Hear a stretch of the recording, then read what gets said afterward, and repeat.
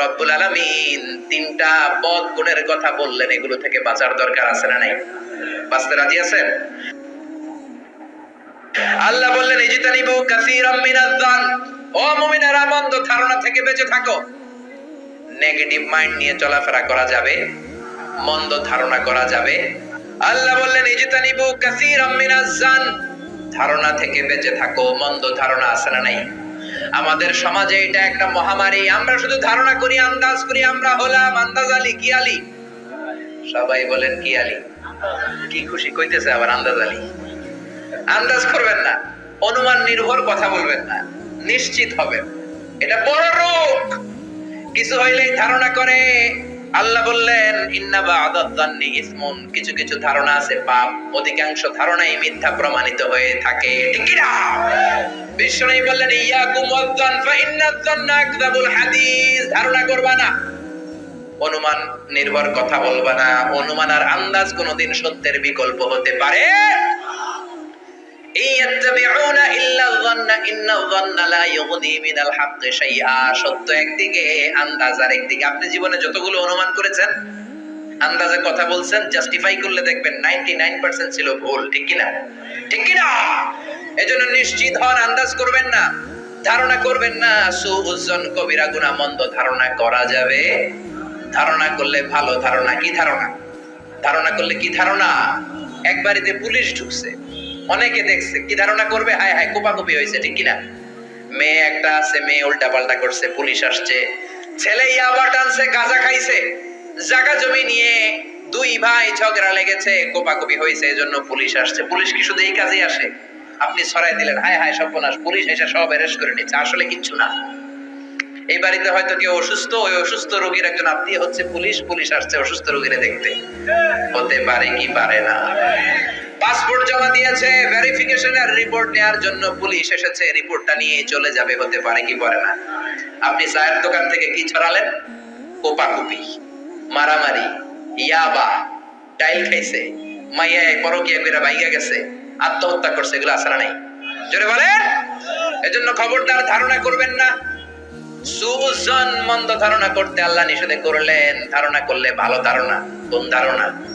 ভালো ধারণা। আপনার বন্ধু বোরকা পরা একটা মেয়ের সাথে রিকশা দিয়ে ঘুরে, আপনি দেখলেন, মনে মনে ভাবলেন হায় হায় পড়াটা শেষ, প্রেমপ্রীতি শুরু করছে, পরকিয়া, অবৈধ প্রেম, অ্যাফেয়ার শুরু করেছে। হতে পারে যে মেয়েটা তার পাশে বসা তার আপন মায়ের পেটের বোন। জোরে কোন ঠিক কিনা? হতে পারে আপন ভাগ্নি, হতে পারে আপন খালার সাথে হসপিটালে যায় জরুরি কাজে। আপনি উল্টা পাল্টা ধারণা করে আপনার আমলের পদ আমলের পাল্লাটা ভারী করেছেন। জোরে কোন ঠিক কিনা? স্রষ্টার দেয়া সবচেয়ে বড় নিয়ামত হচ্ছে সময়। সবচেয়ে বড় নিয়ামত কি? এই যে আমাদের হায়াতটা, এটা আমাদের সময় না? এই জন্য আপনার সময়কে আপনার ভালো কাজে লাগান, অন্যের পিছনে লাগবেন না, মন্দ ধারণা করবেন না। ধারণা করলে ভালো ধারণা করেন, কবুল করে নিবে কে? একজনের ঠোঁট কালো, আপনি ধারণা করলেন সিগারেট খায়, এজন্য ঠোঁট কালো। সিগারেট না খেয়েও তো ঠোঁট কালো হতে পারে না ভাই? কথা বলেন।